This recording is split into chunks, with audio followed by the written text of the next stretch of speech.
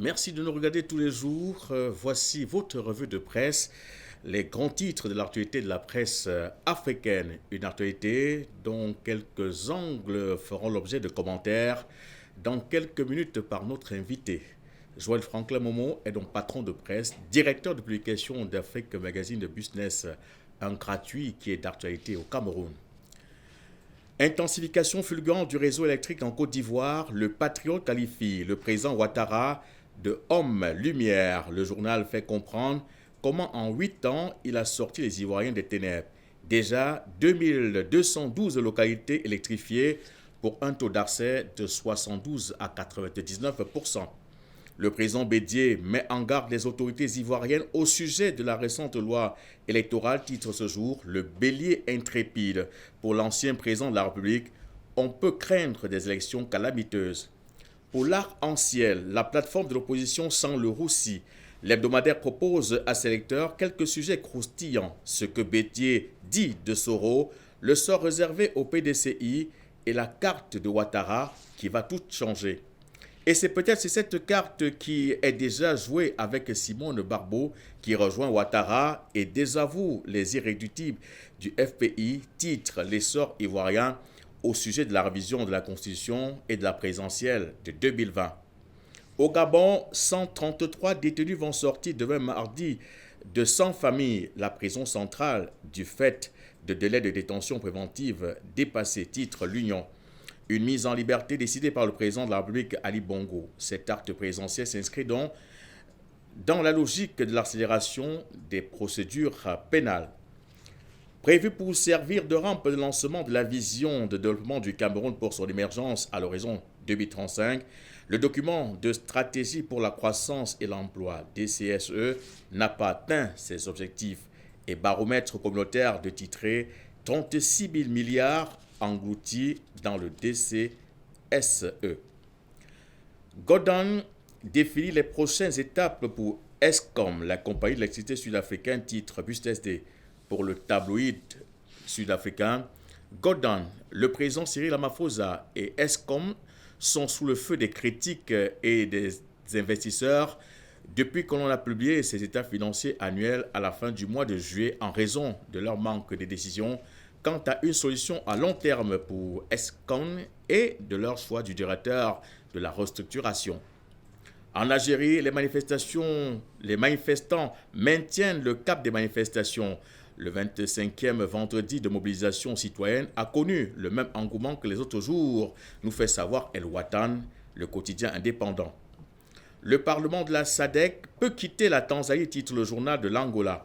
Le Forum parlementaire de la communauté de développement de l'Afrique australe peut devenir un parlement régional à partir du 39e sommet de l'organisation qui se tiendra du 17 au 18 août à Dar es Salaam, capitale de la République de Tanzanie. Moussalia engage d'anciens stratèges. Raila Odinga et Uhuru Kenyatta nous fait savoir de stars au Kenya. Moussalia Mudavadi, dirigeant du Congrès national à Mani, a réuni une équipe de technocrates pour constituer son groupe de réflexion politique, alors qu'il dispose de manière agressive d'une formidable machine politique de 2022. Comment 20 personnes et 80 animaux sont morts dans l'accident de Boussy, écrit Daily Trust. Le journal poursuit que la plupart des victimes ont été brûlées, ce qui a rendu difficile leur identification. Le nombre de diplômés des universités nigérianes a récemment augmenté sans une augmentation des perspectives d'emploi, souligne Daily Trust Sunday. Entre janvier et août de cette année seulement, pas moins de 90 000 étudiants ont obtenu leur diplôme dans 23 universités du pays. Les bons moments sont proches, titre ce matin Chronicle, le tabloïd du Zimbabwe, s'adressant à des milliers de membres de l'église des chrétiens Zion participant aux commémorations annuelles de Zouvara Samuel au sanctuaire des fées de Pota en Gokwe-Nord. Le président Mangwawa a déclaré que le Zimbabwe, en tant qu'État unitaire, avait besoin d'un peuple uni qui reconnaît ses différents rôles et responsabilités pour le bien-être du pays. C'est d'ailleurs le même appel qui fait la une de The Herald. Le président Nangawa a appelé hier les Zimbabwe à rester unis alors que le pays commémorait la journée des héros et a utilisé leurs compétences pour surmonter les défis socio-économiques actuels qu'il a décrits comme une phase passagère. Vladimir Poutine veut voir son pays jouer un rôle de premier plan sur le continent comme au temps de la guerre froide, titre Jeune Afrique. Mais quels sont les motifs avoués ou non de sa stratégie? De quels hommes et de quels moyens dispose-t-il pour la mettre en œuvre? Russia Afrique, les secrets d'une reconquête, est à lire absolument comme les autres titres de l'actualité. Place à présent à notre invité, Joël Franklin Momo. Bonjour. Bonjour, monsieur Noadje. Bonjour à tous les téléspectateurs de Africa TV. Et je voulais également souhaiter bonne fête à toute la communauté musulmane du monde entier qui a célébré la fête du Montan. Vous êtes donc le directeur de publication d'Afrique Magazine, d'Afrique Business Magazine, autant pour moi, qui est un gratuit qui a pignon sur rue au Cameroun. Vous avez suivi, tout comme nous, cette actualité. Certains points vous ont marqué et vous souhaiterez en faire des commentaires. Oui, l'information étant un récit circonstancié des faits et un intérêt humain, en tant que journaliste, je me dois l'obligation d'apporter ma modeste contribution pour une meilleure compréhension de cette actualité. Vous savez, une société moderne voudrait qu'on puisse avoir l'information. Maintenant, en ce qui concerne votre brillante revue de presse, j'ai certains points qui ont retenu mon attention. Quand vous avez parlé d'abord de la Côte d'Ivoire, par rapport au bon point du président Ouattara, par rapport à sa politique qui voudrait que les Ivoiriens puissent être dans un environnement qui améliore leurs conditions de vie. C'est une très bonne chose. Mais ce que je veux simplement déplorer, c'est que nous, en Afrique, on est habitués dans une logique de facilitation qui voudrait que nous puissions croire que c'est trop facile de faire rêver les gens en mettant sur pied des infrastructures pour les démontrer qu'on est en train de travailler pour leur bien-être. C'est une bonne chose qu'il faut apprécier. Mais ce que je voudrais dire par rapport à cela, derrière cela se cachent beaucoup de choses. Parce que l'économie étant une science objective qui s'appuie sur une logique d'industrialisation, est-ce que la Côte d'Ivoire a aujourd'hui un taux d'industrialisation assez remarquable? Je dirais non. C'est bien vrai que le président Alassane Ouattara a fait des choses qu'il faut apprécier. Mais le plus important, ce qu'il faut dire aux Ivoiriens, c'est que un pays ne peut pas se développer simplement avec les infrastructures. Si vous avez des routes, si vous avez un système éducatif qui est vraiment qui répond à la norme, si vous avez tous les infrastructures qu'il faut pour être vraiment un pays émergent, mais encore faudrait-il que vous puissiez aussi avoir également les moyens pour pouvoir vous industrialiser. Sinon, vous serez dans une dépendance certaine de l'économie. Et c'est ce que nous appelons la croissance appauvrissante. Je ne dis pas que rien n'est fait en Côte d'Ivoire, il faut vraiment apprécier. Mais le véritable problème de fond, c'est de mettre sur pied une véritable stratégie qui consiste à industrialiser son pays pour pouvoir garantir son développement. Parce que tous les pays africains qui sont restés dans le logique de consommation ne sont pas vus pertinents sur le plan de la dynamique extérieure. Maintenant, par rapport au Gabon, où on parle de la libération de 153 prisonniers. Je pense que le président Ali Bongo Ondimba, qui je respecte, c'est quelqu'un qu'il faut encourager. Il a démystifié la fonction présidentielle. Il a essayé de mettre un thème au paradigme de son prédécesseur qui était son papa en disant aux Gabonais de bosser. Et c'est pour cela qu'aujourd'hui, ça lui a valu tous ces désagréments de la part de la population, bref, des opposants, qui ont voulu profiter par le fait qu'il était malade pour pouvoir le déstabiliser. Mais dans la vie, lorsque vous travaillez pour votre peuple, lorsque vous êtes sérieux, lorsque vous êtes déterminé à faire avancer les choses dans le bon sens, même le Seigneur qui est en haut ne peut que vous soutenir. Donc moi, en tant que journaliste, je félicite vraiment tout ce que le président Ondimba fait.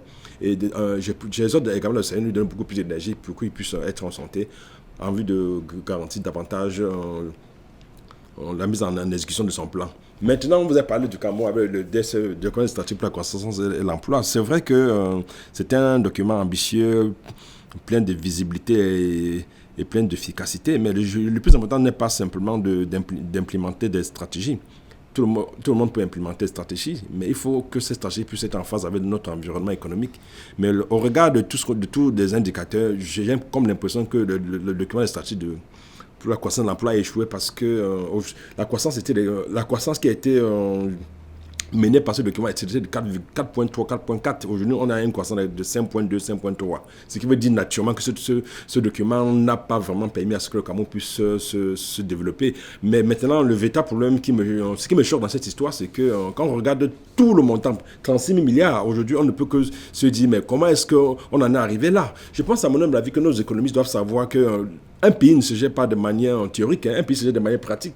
Et avant de mettre sur pied ce genre de stratégie, il faut regarder l'environnement économique, le système fiscal, le système judiciaire, tout ce qui peut permettre à ce qu'une vision stratégique puisse être implémentée pour le bien-être de la population. Il ne faut pas seulement créer des concepts, mais il faut essayer de maîtriser son environnement et pourquoi pas mettre sur pied aussi des véritables stratagèmes pour accompagner les capitaines d'industrie pour que cette vision puisse être matérialisée. Bon, on parle de l'émergence du Cameroun en 2035, mais il y a beaucoup de manquements parce que ce qui me choque, c'est que nous, qu'Africains, en général et Camerounais en particulier, on a du mal à pouvoir accepter tous ces manquements créatifs que nos administrations parfois ils font. Il faut qu'ils soient un peu plus sérieux. Vous savez, c'est pas le miracle de développer un pays. Il suffit seulement d'une volonté politique et que les gens s'y mettent dans le travail, dans la détermination pour un objectif, l'intérêt général. Donc, à mon humble avis, il va falloir que l'État du Cameroun puisse encore essayer de réfléchir pour trouver d'autres concepts, pour que nous puissions sortir de l'obscurantisme dont le Cameroun traverse.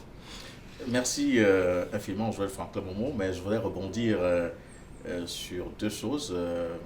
Bien évidemment, sur cette actualité au Gabon, qui a un parallèle avec cette actualité également au Cameroun, avec cette mutinerie enregistrée il y a quelques jours seulement dans la prison centrale de Kondengui et celle de Boya. Est-ce qu'il n'est pas également temps que le président Paul Biya puisse mettre un terme à ce laxisme au niveau, n'est-ce pas, des procédures avec nos prisons qui sont surpeuplées par des détenus qui sont sans savoir même parfois pourquoi ils y sont?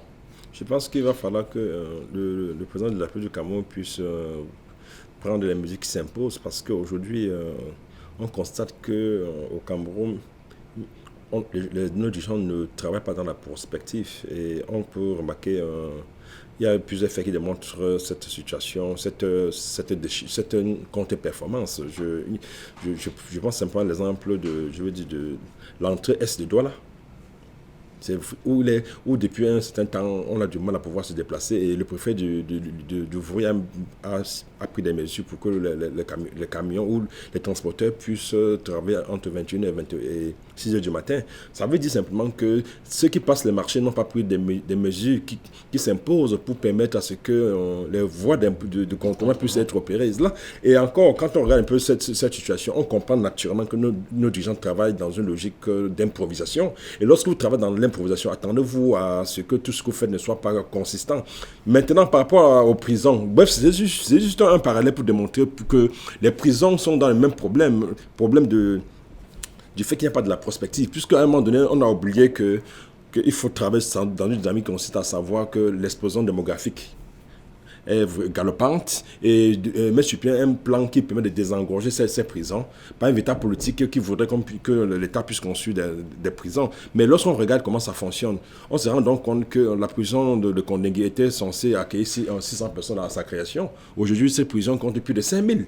Vous essayez de comprendre. Et également, lorsqu'on essaie d'observer l'environnement judiciaire, on se rend aussi compte que le nouveau code de procédure pénale, comme pensait que ça pourrait être un élément assez majeur pour pouvoir rentrer à la justice une certaine efficacité, on se rend donc compte que ce code de procédure pénale n'est pas respecté. Aujourd'hui, quand vous avez des problèmes dans des commissariats, vous voyez comment les policiers se comportent. Eux qui sont censés être, je veux dire, les gardiens de la paix, mais ils se comportent plutôt en oppresseurs. Donc cela suppose que de fond en comble, il faut encore revoir. Est-ce que nous voulons vraiment une justice saine, efficace, qui prend en compte la pertinence de l'innovation et de la prospective? Si ce n'est pas le cas, je ne serais pas surpris que les années à venir, qu'on puisse parler de manière répétitive qu'il y a eu d'autres situations similaires, à savoir les mutineries dans d'autres prisons. Donc il faut que l'État du Cameroun prenne des mesures pour que cela ne puisse plus se reproduire. Merci à vous, Joël Franklin Momo, d'être venu donc ce matin pour commenter quelques faits saillants de l'actualité telle que traitée par nos confrères des différentes rédactions sur le continent africain. Madame, Monsieur, c'est ici que nous mettons fin à cette revue. Très bonne suite de programmes sur Freka TV, votre télévision.